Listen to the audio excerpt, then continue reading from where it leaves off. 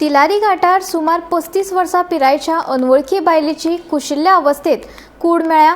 उपरांत वाठारांत खवदळ पातळ्ळा। दोडामार्ग, बेळगांव आनी कोल्हापूर जोडपी म्हत्वाच्या रस्त्या कुशीक दाट रानांत ही कूड मेळ्ळी।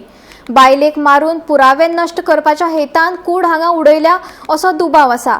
ह्या संदर्भात चंदगड पुलिसांनी तपास सुरू केला।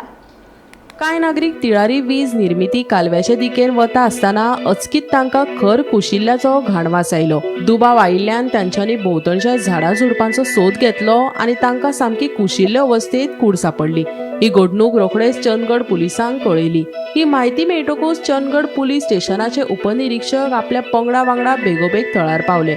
पुलिसांच्या म्हणण्या प्रमाण मेल्ले बायलेची पिराय 30 ते 35 वर्सां मदीं आसपाक जाय।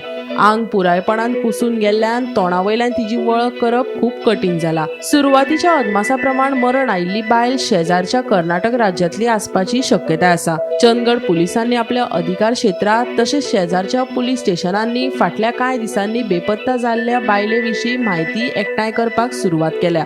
कूड शव विश्लेशणा खातीर धाडल्या। सध्या पुलिसांचो वेगान सोद चालू आसा। Bureau report Gomantak TV.